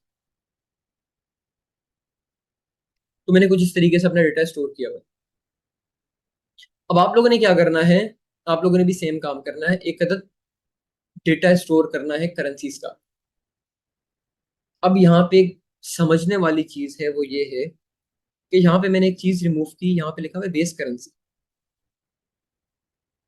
इस पॉइंट को समझ लें, आप लोगों के कॉन्सेप्ट क्लियर हो जाएंगे करेंसी कन्वर्टर से रिलेटेड। क्योंकि ऑब्जेक्ट तो आप लोग बना ही लेंगे, चॉइसेस के अंदर चॉइसेस भी ऐड कर लेंगे, उसको कंसोल करके प्रिंट भी करवा देंगे, ये काम तो आप लोग खुद भी कर लेंगे। लेकिन जो मेन काम है वो ये है कि आप लोगों ने करेंसी के ऑब्जेक्ट को किस तरीके से सेटअप करना है। तो आप लोग यहाँ पे देख रहे हैं कि मैंने यहाँ पे काम किया हुआ है, मैंने डिफरेंट करेंसीज को स्टोर किया हुआ है, लेकिन यहाँ पे मैंने अपनी एक अदद बेस करेंसी बनाई हुई है। बेस करेंसी से मुराद ये है कि मैंने अपनी एक ऐसी करेंसी बनाई है जिस करेंसी को यूज करके मैं कन्वर्जन करूंगा, वो मेरी बेस करेंसी होगी।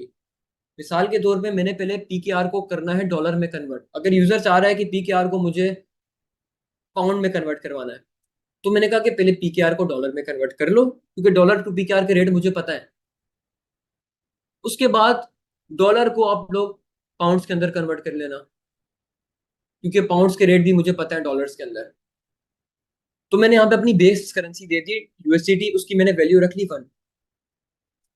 मैंने कहा डॉलर $1 तो $1 के इक्वल होगा। अब आगे चल के मैंने कहा कि यूरो कितने डॉलर्स के इक्वल होगा 1 यूरो। तो गूगल करेंगे, आप लोगों को मिल जाएगा। यहाँ पे मैंने डमी लिखा हुआ है 0.91।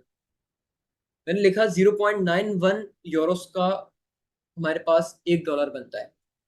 उसी के साथ साथ मैंने लिखा ये जीबीपी, पता नहीं किसकी करेंसी है, गूगल की थी, डमी करेंसी मिल गई थी तो यहाँ पे लिख दी। जीबीपी जो भी करेंसी है वो हमारे पास 0.76 जीबीपी $1 बनते हैं। उसी के साथ साथ 74.57 हमारे पास इंडियन रुपीस $1 बनते हैं।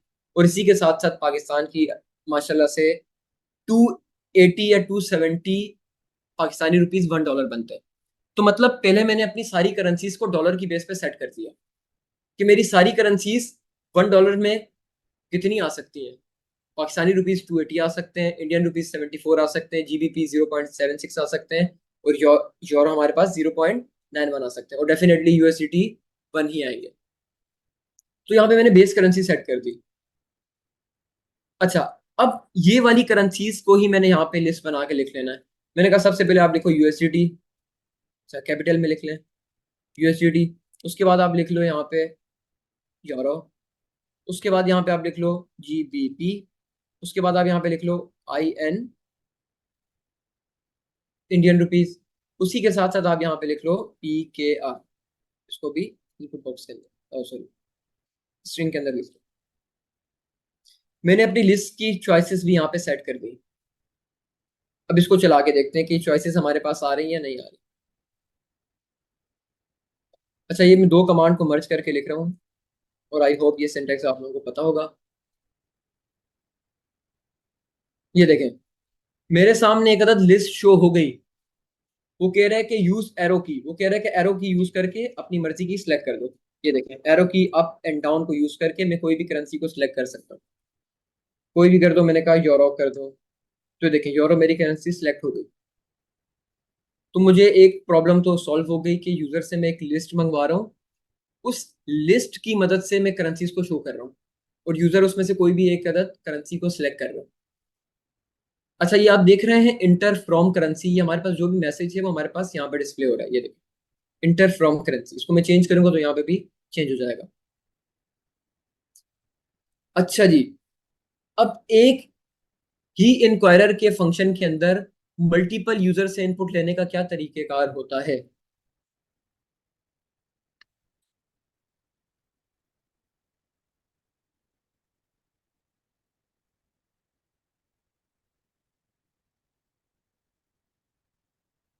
क्या करूं, एरे बना दूं? हाँ, आप लोग एक काम कर सकते हैं, आप लोग इसको कॉपी पेस्ट करें, यूजर आंसर टू, इस तरीके से भी आप कर सकते हैं। लेकिन मैं चाह रहा हूं कि एक ही इंक्वायरर का ऑब्जेक्ट यूज करके मल्टीपल काम कर लूं, मुझे बार बार वेरिएबल बनाने की जरूरत नहीं है। तो यहाँ पे मैं एक काम करूंगा, यहाँ पे मैं एक अदद न्यू ऑब्जेक्ट बनाऊंगा, मैं यहाँ पे लगाऊंगा कॉमा। सबसे पहले तो मुझे इसको एक अदद एरे बना के स्टोर करना होगा।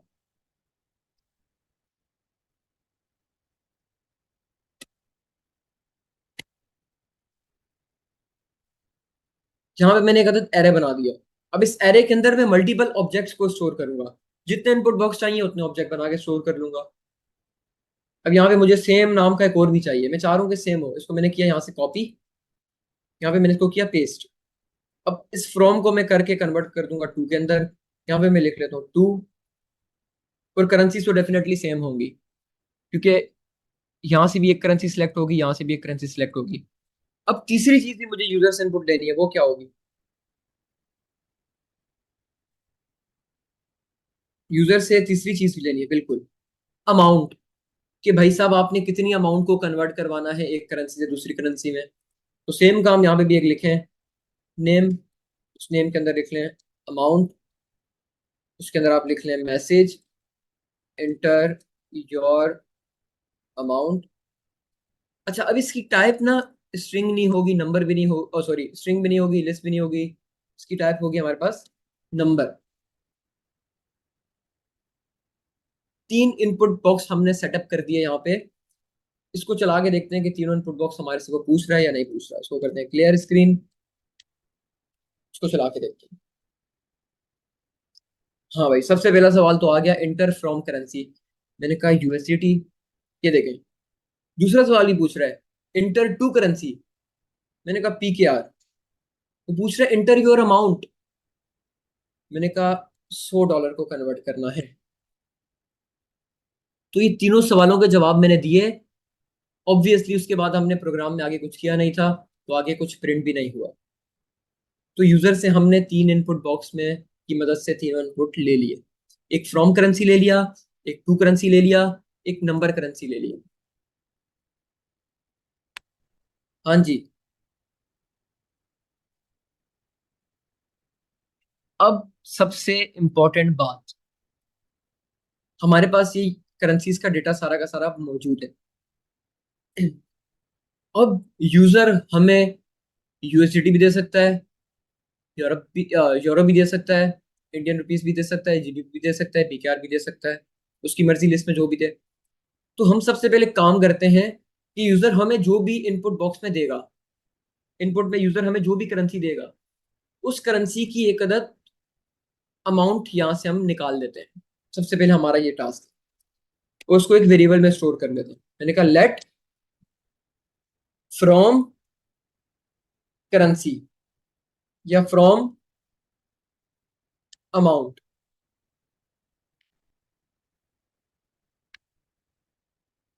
इज इक्वल टू, अब मुझे यूजर के इनपुट बॉक्स की बेस पे यूजर के लिए एक अदद करेंसी यहां से निकालनी है। सबसे पहले मुझे एक चीज बताएं, क्या आप लोगों को ये चीज क्लियर है कि हमें अगर यूजर नेम, तो हमारे पास पता है कि सारे के सारे इनपुट बॉक्स के आंसर यहाँ पे आके स्टोर होंगे, तो हम उसको गेट कैसे करेंगे, ये कितनों को पता है? मुझे यूजर नेम के अंदर से फ्रॉम को गेट करना है, टू को गेट करना है, अमाउंट को गेट करना है, तो कैसे करेंगे?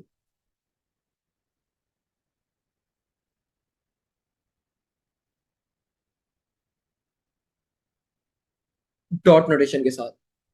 मैं बताता हूँ ये क्यों करेंगे। देखिए, जब भी इंक्वायरर का पैकेज चलता है, ये वाला हमारा का सारा काम एग्जीक्यूट होता है, ये वाला कोड चलता है, तो इंक्वायरर की मदद से इंक्वायरर हमारे लिए अपने जो भी कोड लिखा हुआ है उसकी मदद से यूजर से सवाल पूछता है। जितने भी सवाल की लिस्ट है उतने सारे के सारे सवाल पूछेगा। वो सारे के सारे सवाल पूछने के बाद हमें यूजर आंसर नाम के वेरिएबल के अंदर एक अदद ऑब्जेक्ट ला के स्टोर करवा देगा। वो कहेगा कि आपका ऑब्जेक्ट के अंदर पहली प्रॉपर्टी है फ्रॉम, दूसरी है टू, तीसरी है अमाउंट, और इनके अंदर इसकी वैल्यूज आके स्टोर हो जाएंगी जो भी यूजर इनपुट करेगा। इसको एक बार कंसोल करके देख लेते हैं। इसको करते हैं कमेंट, इसको चल के देखते हैं। यहाँ पे लिखते हैं एक अदद कंसोल, यहाँ पे लिखते हैं यूजर आंसर, कि भैया यूजर ने क्या आंसर किया, उसको कंसोल करके देख लो। इसको चला के देखते हैं। यूजर ने फ्रॉम करेंसी सिलेक्ट की यूएसडीटी, टू करेंसी सिलेक्ट की पीकेआर, अमाउंट अपनी डाली 100। ये देखें, जब मैंने यूजर आंसर्स को प्रिंट किया या कंसोल किया तो मेरे पास एक अदद ऑब्जेक्ट आ गया, ये वाला, जिसकी प्रॉपर्टी में सबसे पहले फ्रॉम है, फिर टू है, फिर अमाउंट है। और अच्छा, एक चीज गौर करें, इनकी जो भी वैल्यूज हैं वो वही वैल्यूज हैं जो यूजर ने हमें इनपुट में दी हैं। इसको चेंज करके देखते हैं। फ्रॉम करेंसी को जीबीपी करते हैं, टू को यूरो करते हैं, अमाउंट अपनी 200 डाल देते हैं। ये देखें, जो भी यूजर हमें इनपुट में दे रहा है उसकी बेस से हमारे ऑब्जेक्ट की प्रॉपर्टीज की वैल्यू हर बार अपडेट हो रही है। लेकिन एक चीज गौर करें कि हमारे पास प्रॉपर्टी हर बार सेम ही है। यहाँ पे फ्रॉम है, यहाँ भी फ्रॉम है, यहाँ टू है, यहाँ भी टू है, यहाँ अमाउंट है, यहाँ भी अमाउंट है। तो ये कैसे सेट हो गई? ये जो हमारे पास ऑब्जेक्ट की प्रॉपर्टीज के नेम है या की है, ये हमारे पास सेट हुई हमारे नेम की मदद से। जो भी हम अपने इनपुट बॉक्स के अंदर नेम डिफाइन करते हैं वही हमारे पास ऑब्जेक्ट की प्रॉपर्टी बन जाती है। तो हमारे पास ऑब्जेक्ट के अंदर सारा का सारा काम आ गया। एक चीज हमें पता है कि ऑब्जेक्ट की प्रॉपर्टी को एक्सेस करने के लिए डॉट नोटेशन लगाते हैं, सिंपल बात है।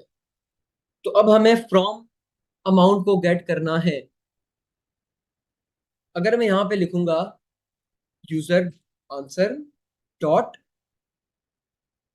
फ्रॉम, क्योंकि यहाँ पे आप लोग देखें कि यूजर आंसर डॉट फ्रॉम करेंगे हमें फ्रॉम वाली करेंसी मिल जाएगी। लेकिन एक प्रॉब्लम है, अभी तो हमें सिर्फ फ्रॉम करेंसी मिली है, लेकिन हमें उसकी अमाउंट भी तो चेक करनी है कि उस करेंसी की यूएसडीटी के अंदर क्या अमाउंट बन रही है। और एक बात मैंने पहले अर्ज की थी कि हमें ऑब्जेक्ट की प्रॉपर्टी को एक्सेस करना है। मिसाल के तौर पे मुझे अपनी करेंसी के अंदर से यूजर के इनपुट वाली चीज को एक्सेस करना है, तो मैं डॉट लगा के तो नहीं कर सकता भाई। डॉट लगा के करूंगा मुझे हार्ड कोडेड देना पड़ेगा, यूरो एक्सेस करना है, इंडियन रुपीस करना है, पीकेआर करना है, यूएसडीटी करना है। तो ऑब्जेक्ट की प्रॉपर्टी को डायनेमिकली एक्सेस करने का क्या तरीका होता है? कौन सी नोटेशन? Square notation. तो मैं यहां पे लगाऊंगा स्क्वायर ब्रैकेट। अब स्क्वायर ब्रैकेट में मैंने अपनी प्रॉपर्टी का नाम देना है। अब प्रॉपर्टी का नाम मैं हार्ड कोडेड तो देने से रहा, क्योंकि हार्ड कोडेड देंगे तो पहले वाला ही काम कर लेते डॉट वाला। हमें ऐसा तो करना नहीं है। हमें करना है जो भी user answer dot from, user answer dot from, ये कहते ऑब्जेक्ट आएगा हमारे पास, उस ऑब्जेक्ट की प्रॉपर्टी होगी फ्रॉम। जो भी वैल्यू इस प्रॉपर्टी के अंदर आएगी उसको हमें गेट करना है।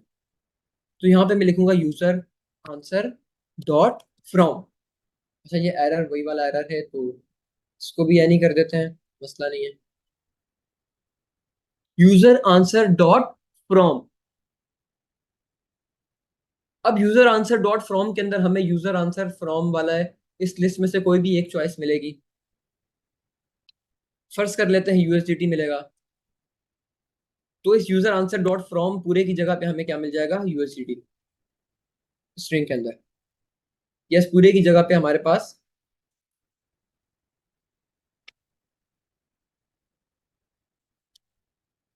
ये आ जाएगा ऐसे। तो ये तो सिंपल हो गया, ऐसे हम ऑब्जेक्ट की प्रॉपर्टी को एक्सेस कर सकते हैं।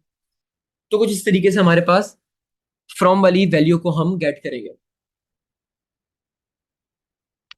दूसरा वेरिएबल बनाते हैं टू अमाउंट, सेम काम करेंगे, करेंसी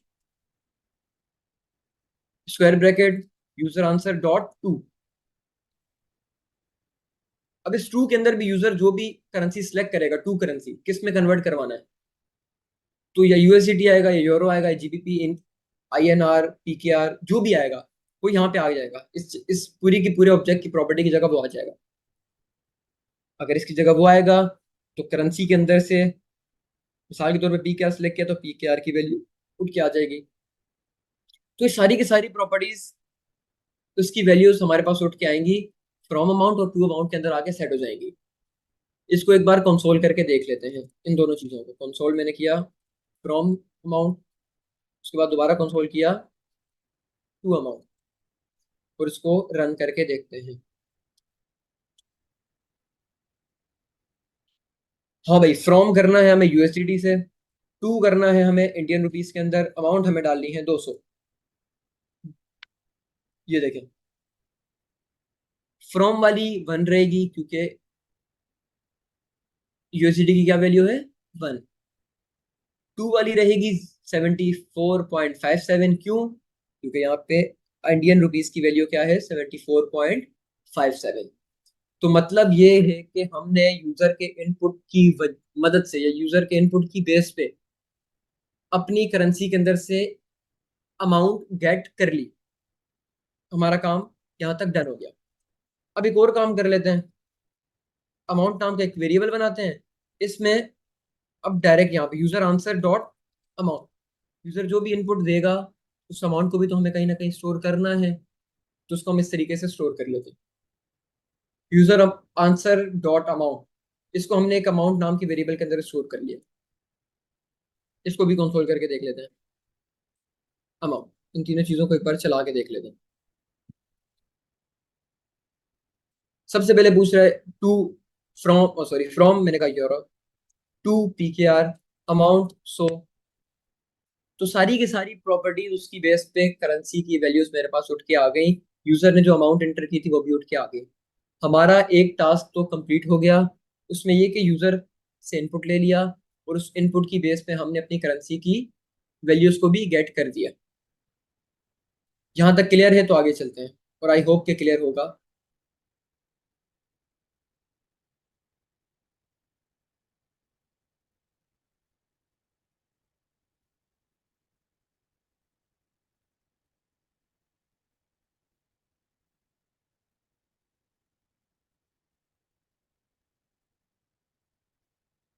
हमारा पहला काम तो हो गया, एक बार रिपीट कर देते हैं इससे, क्योंकि रिपीट के मैसेज आ रहे हैं। हाँ उकाशा, जी जी, उकाशा टाइम काफी हो गया है। रिपीट में तो वीडियो को ये दोबारा भी देख लेंगे ना, वीडियो अवेलेबल चले ठीक होगी। है, नो प्रॉब्लम। इस प्रोजेक्ट को कंप्लीट कर लें क्योंकि 12:30 हो चुके हैं ऑलरेडी। चले ठीक है, ठीक।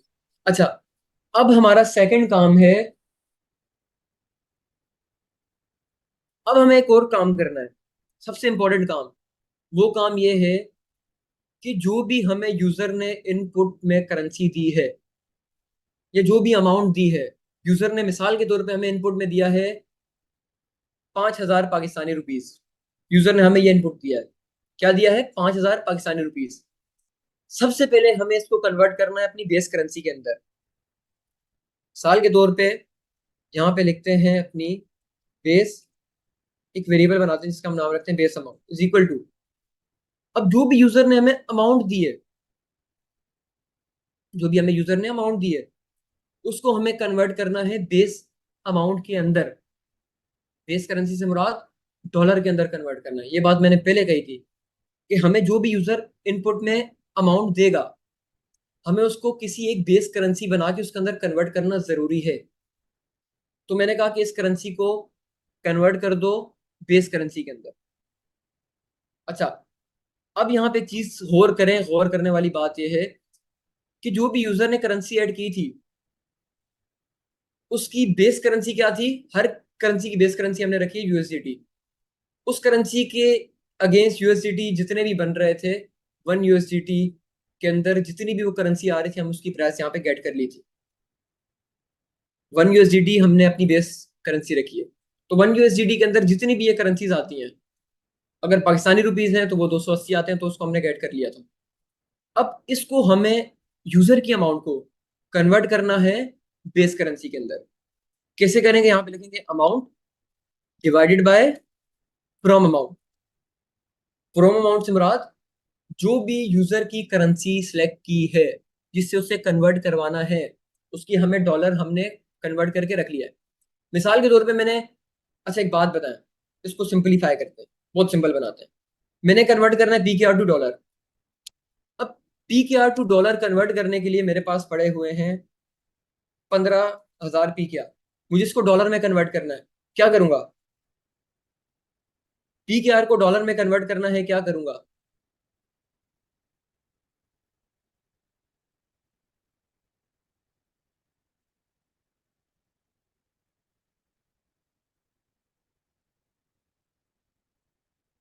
पीकेआर को डॉलर में कन्वर्ट करना है, क्या करूंगा? एक्सचेंज रेट से इसको डिवाइड करूंगा। डॉलर का क्या एक्सचेंज रेट चल रहा है? 280 पीकेआर की बेस पे। 15,000 पीकेआर को डॉलर में कन्वर्ट करना है तो डिवाइड बाय 280। अभी आप लोग गौर कर रहे हैं कि 280 यहाँ पे मैंने हार्ड कोडेड लिखा है, लेकिन यहाँ पे हम लोग डायनेमिकली